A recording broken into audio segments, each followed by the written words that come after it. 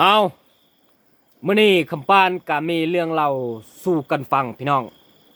เกี่ยวกับพวกคอเซ็นเตอร์นี่แหละคำปานเกือบถึกพวกคอเซ็นเตอร์นี่ตัวเอาเงินแบบฟรีๆเลยแต่ว่าคำปานผัดคิดทันเนาะก็เลยบ่ได้เสียเงินจักกีบเอออาทิตย์แล้วนี่นะคำปานไปส่งพ่อไปเข้าห้องหมอ150เตียงเนาะได้ประมาณ2 มื้อนี่แหละพอหันอยากกลับบ้านคำปานก็เลยคัดใจเพิ่นบ่ได้เนาะกลับก็กลับไปรักษาอยู่บ้านเนาะทางหมอเพิ่นก็รักษาดีนั่นแหละเนาะบัดนี้น่ะคำปานจะออกจากห้องหมอน่ะคำปานได้เบอร์จากทานหมอคักแน่เนาะเพิ่นเซ็นให้เฮาจังได้ออกเด้เนาะกลับฮอดเฮือนอยู่ประมาณ2 มื้อน่ะมีผู้หญิงคนหนึงทักมาหาว่าโอ้เดี๋ยวนี้หันทางห้องหมอเพิ่นไล่บินผิดว่าเงินค้างเท่านี้ให้ค่อยโอนให้เนาะ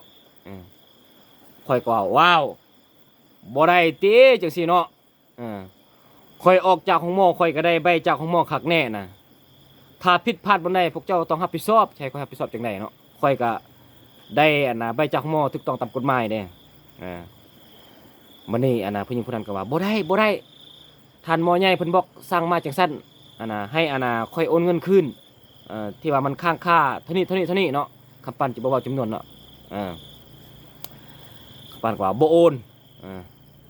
เจ้าไปเช็คเบิ่งดีๆผิดพลาดบ่ได้พวกเจ้าต้องรับผิดชอบเพิ่นละบอกว่าคันว่าคำปานบ่โอนเงินให้นี่ทางท่านหมอใหญ่เพิ่นสิตัดเงินเดือนจังซี่จังซั่นแล้วพวกข้อยแฮงจะไม่มีเงินเดือนซื้อกินเงินเดือนก็สิหมดข้อยบ่เกี่ยวตัวนี้เนาะมันขึ้นนำพวกเจ้าผิดบ่ผิดมันก็ขึ้นกับพวกเจ้าเรื่องการเฮ็ดเวียกเนาะจะไปโทษใส่ค่อยเป็นผู้ไปใส่บริการเนาะถูกต้องตามกฎหมายค่อยก็เสียเงินให้พวกเจ้าค่อยสิออกค่อยก็มี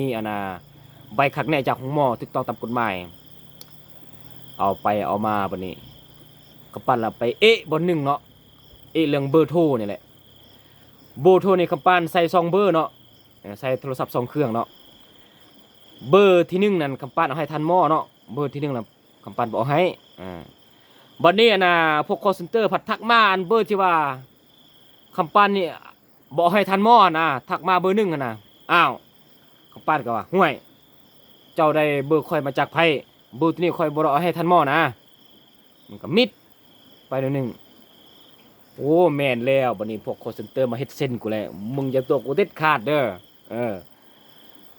มิดเลยบล็อกทิมค่อยเลยบัดนี้ว้าเกือบเสียหน้าเสียตาทางห้องหมอเกือบเลยเนาะคำปั้นจะไปห้าเลยบัดนี้ไปห้าว่า